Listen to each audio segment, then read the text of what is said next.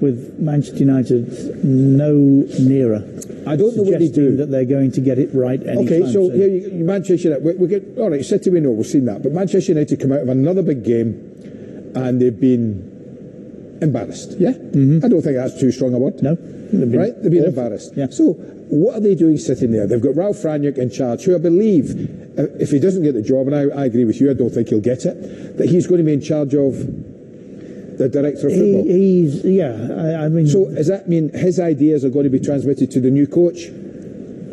Well, he's in a position whereby... See, I'd be surprised if he stayed. If he doesn't... He wants the job, primarily. If he doesn't get it, or they don't want him to continue with it, then I wouldn't be surprised to see him leave. Because whoever they get has to come in, has to be a big name, has to have his own thoughts, and has to want to come in and impress upon them a playing squad that he doesn't need Rangnick to be involved with. Right. You've got Dan Fletcher there, technical director. Yep. As Rangnick said recently, what's his job otherwise if not to get involved in some way? So I don't know quite what Rangnick does going forward. He can't be the coach of Manchester United. No, I don't think he can either. He really can't be. I don't think he can either. So you mean the things you say there, you say, right, they want a big name. Somebody who's going to come in there and not be shriveled by the job, but to grow into the job and say, I'm big enough for this. Where are they? Well, the one that I think they missed, which I keep saying, I do think Ronaldo had an awful lot to do with, was asked, what do you think, and didn't want Antonio Conte at the football club. It is still not beyond the realms of possibility that Conte is frustrated to the degree that he has suggested recently by what's happening at Spurs and becomes available. Paris say Pochettino is not going anywhere anytime soon. That leaves not a lot of options. Ten Hag, maybe, but is that the answer? Is that a gamble or not? See, I think they all are. What they can't see, this is what I'm saying about United. United are now 9 years since they won the title, 5 years coming up since they've won a trophy. £1 billion later. £1 billion spent, and they're no nearer winning the title than they were the first year after Fergie left. No, they're further away. They're probably further away, I agree, because the others have got better. And so therefore, they're going to have to pick a manager sometime. Somebody at that club is going to have to pick a coach and say, you're it.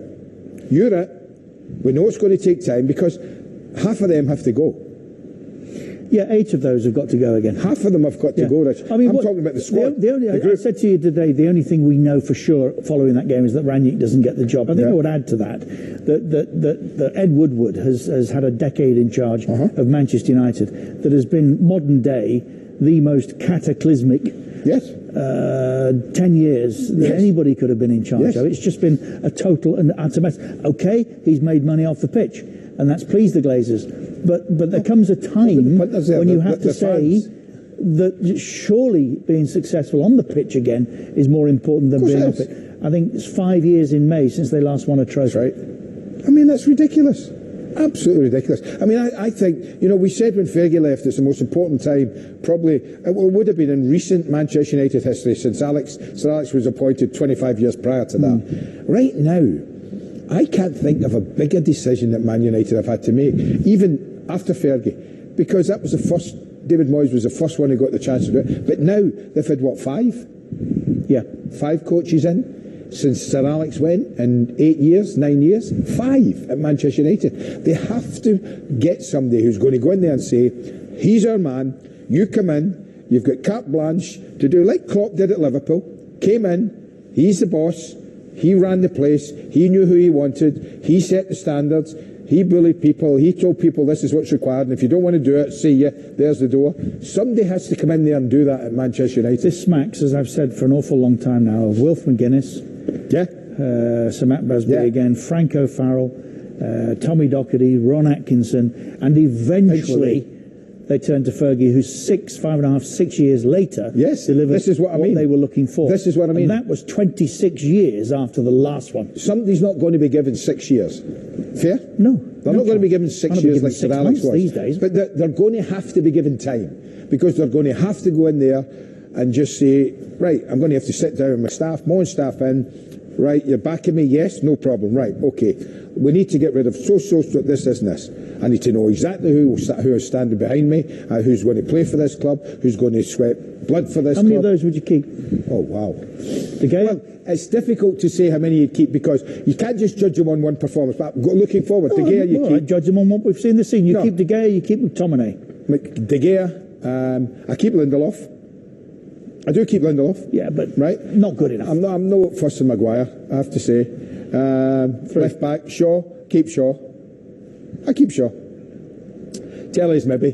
Midfield, you got a problem. I'd keep McTominay, yes, absolutely. Would I keep Fred? What does he give me? Gives me. Not enough at I said to you, United. I mean, the likes of Pogba. Sure. The likes of Pogba, sorry, no, I wouldn't. Sancho, I give time, I have to say. This first season in the league, I'm not going to throw him away. Fernandes, I don't know. Rashford, again, a young man. Come on, Fernandes, you can't say, I don't know. You've got to make a decision. You're in charge, technical director. If you want to play with 10 every week, you can keep him. Well, no. If you want to play as a team, there would be discussions taking part where you would have to talk to these players if you go in there as coach and tell them what you want from them and ask them if they're prepared to do that. And if they're not, then they go. It's as simple as that. You would have to get more from him off the ball than he gives. There's absolutely no doubt about that. How about getting more from him on the ball? Well, yes, if he comes in and does what he did, his impact when he first arrived at the club was huge. It's been a lot less in the last 12 months. Do you think you analyse that, Andy? A lot of those goals were set pieces. A lot of those goals were penalties that he was winning. I'm not just talking what about his was he goals. affecting? I'm talking about his impact and United going forward was good. Okay. So Rashford, I'd have to keep Rashford. You have to believe that the boy's going to get his head right soon. You have to believe that. So I'd keep him. Who else is playing today? Maybe his head is right. Maybe we've seen the best of Rashford already. Maybe he is not going to be what he once was or threatened to be. That would be a cataclysmic fall. It would be a terrible from what shame. everyone has been predicting about this young boy. Well, what is he? Where are you going to play him? Where am I going to play him? I'm going to play him in the same place as Jose Mourinho played him and was told he shouldn't play him there. So then you've got Sancho, there's spare on that side. No, you can go left, you can go the other side. You're going to put him on the other side? Yeah, you can go on the other side. Well, but there are very few that you would keep. There are. It's as simple as that. You see, I think I go all the way back, and I know it's not entirely his fault. I know what you're going to say, and I concede that he has been one of the greatest players in the world, and he has been my favourite. If you gave me Messi or Ronaldo, I would always say I want Ronaldo. I'll take him first. But it was an emotional signing, and it was an awful piece of business. Listen, It's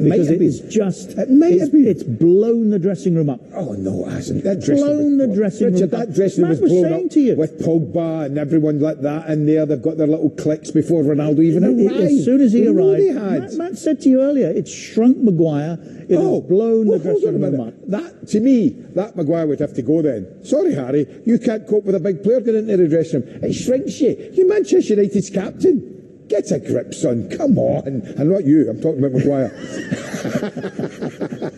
I mean, come on. You're Manchester United captain. You don't let Ronaldo shrink you. But his presence, what he has contributed, all right, 15 goals. I said to you at the start of the season, he'll get goals, but will he get goals like Harry Maguire did at City recently in that big moment? He's got to get really big goals, and we've got to be prepared to carry him and Fernandes if we're going to play the two of them. So we're playing most weeks with 9. No, you've got to carry him defensively, definitely. You shouldn't be carrying Fernandes. You've got to carry Ronaldo. If Ronaldo's contributing goals like that in that team, which is contributing not a lot apart from that. Would he get in City's team? Who? Ronaldo. No. Of course he wouldn't. No. Okay. Of course he wouldn't. No, I'm not disagreeing with you, but you can't lay the blame at what the troubles at Manchester United that Ronaldo's doing. I'm not laying the blame. I'm saying it was a contributory factor, and it made matters I wouldn't disagree worse. with that. I wouldn't disagree with that. A whole lot worse than it needed to be. And to be honest, I was one who thought that was a good signing. Yes. Yeah.